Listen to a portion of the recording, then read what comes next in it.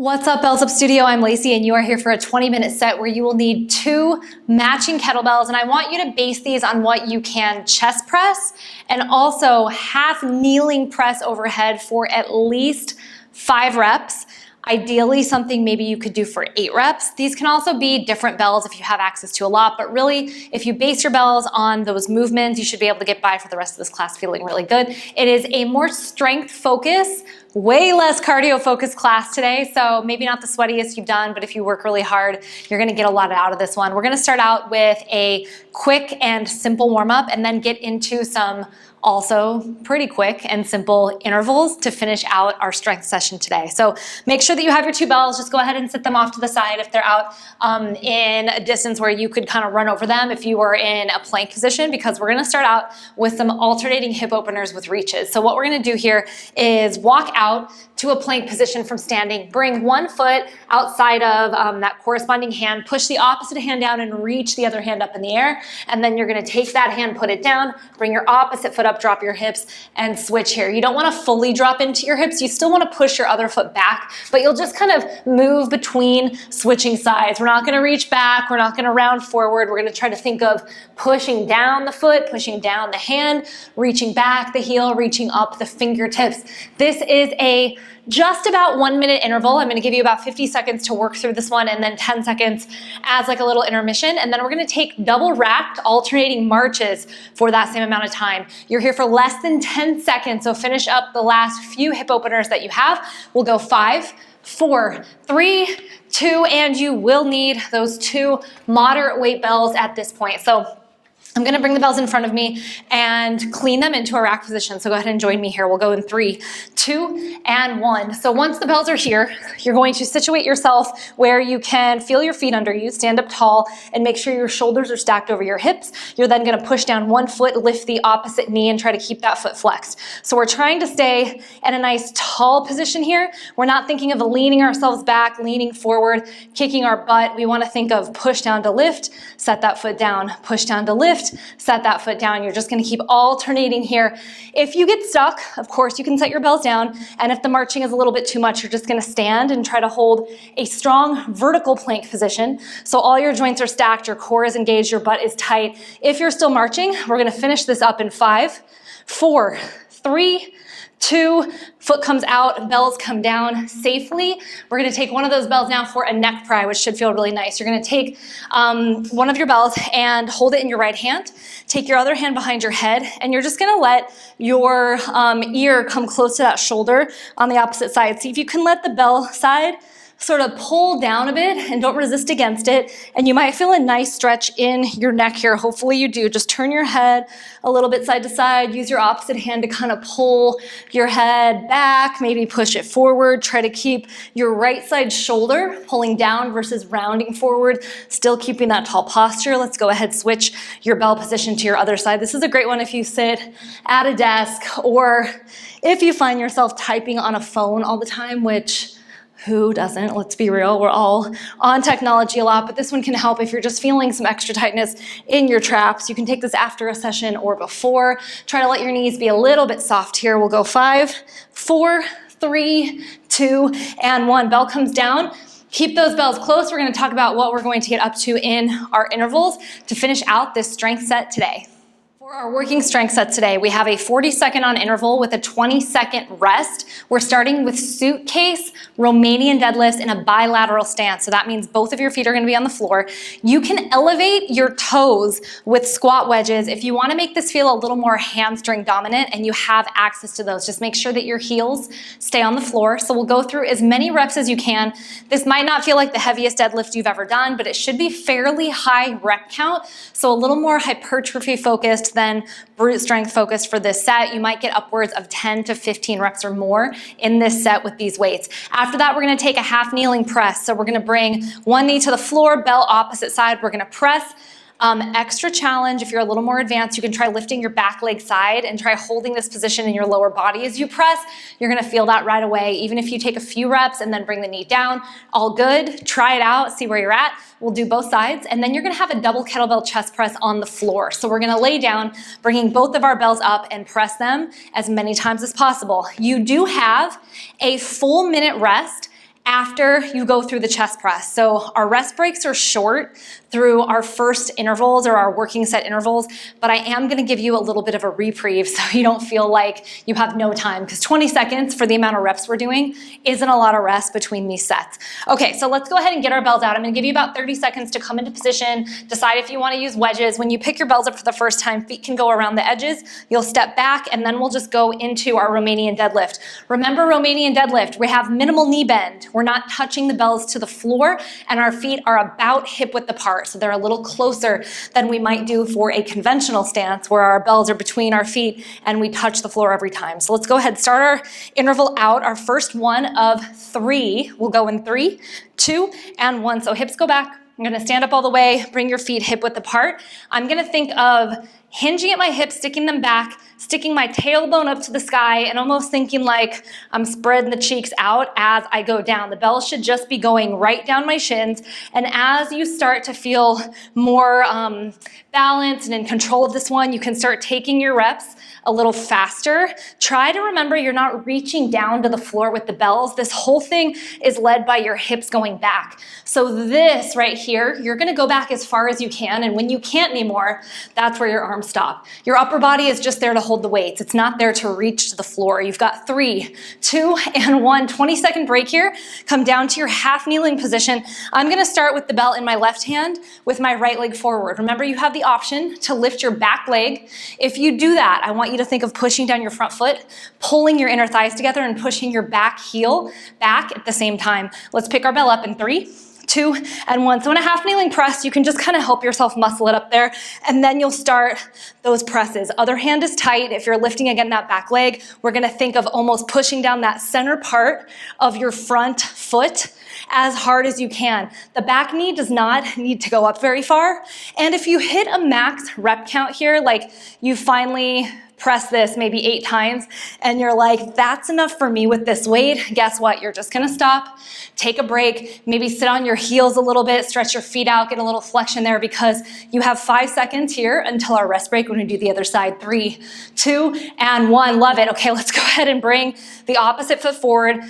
This class is like hard in a different way. I think you'll realize that as we keep going. I forgot to say, I always like to remind, you can put something under your knee if this position isn't comfortable for you. You can put a pillow under there, you can put a rolled up mat under there, whatever you need to do to make yourself feel okay in this position. Okay, here we go. 3, 2, and 1. We press. We pull the bell down. Maybe you elevate and see how that feels. Can you hold it? My left side here is significantly more challenging to hold up because it's my weaker side. You might feel like that too. When you're pressing, just think you have to stay tense to lift the weight. So I'm gonna breathe in, push my foot, I should say, down, and my other foot back in space to really feel locked into this press. You can also practice this one by using a wall, pushing back, pushing down, so you have something tactical to push into. You're here for 3, 2, and 1. So next thing, we're just gonna keep going down to the floor as we move through this. We're gonna take a chest press, and we've learned this one in Bells Up Studio classes before. Use your legs to put the bells on, pop them up and roll backwards into your chest press position.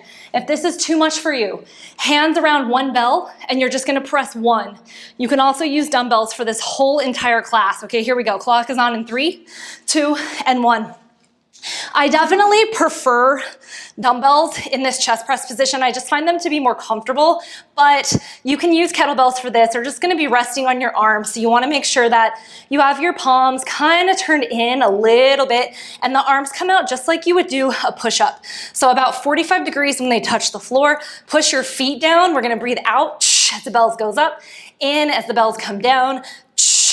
So really getting in some strong reps. I want you to finish out each one here before you come down. When you come down, you're gonna set one bell down and then turn and drop the other one. 3, 2, and 1. So this is the point where you're getting, I guess it's really 1 minute, 20 seconds for your rest break. So start to reevaluate what you're doing for your reps. I want your speed to possibly improve. So if your weights are feeling light for you, we don't have a ton of rounds. We just have 2 more rounds to go in this one. And maybe I'll do a little surprise where we have less rest between that last round. We'll see how it goes.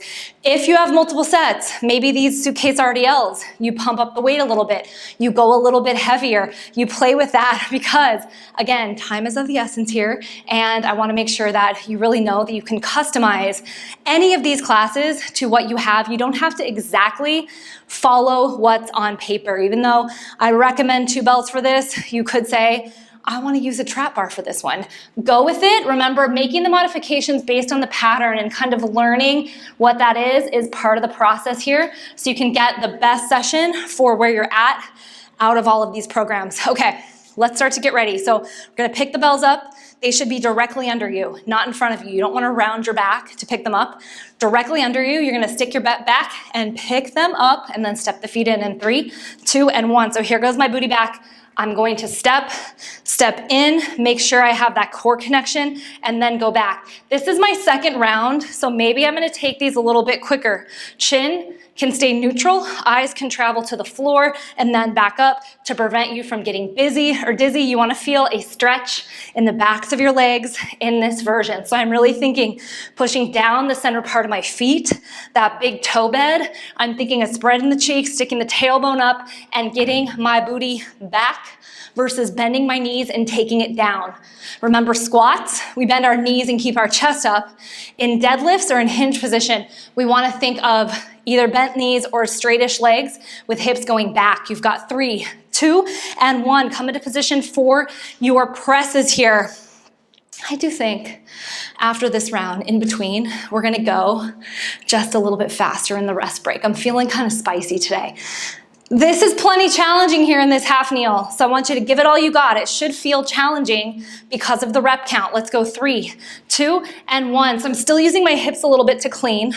I'm gonna push my feet down, push my feet back. I should say foot instead of feet because I only have 1 foot forward in this situation, as do you. Try to keep this moving and think of going straight up, not letting your hips move around. Use your feet, use your upper body here. Keep breathing as you do this and try to stay focused. Maybe look at something right in front of you. Don't think too much about what you're doing. Just try to breathe through it and keep your tension. You've got 3, 2, and 1. I like that little sit back on the legs, kind of move through. Get a little like stretch in your feet if you're barefoot like me. I think I've been pretty much barefoot this entire series, which is fun.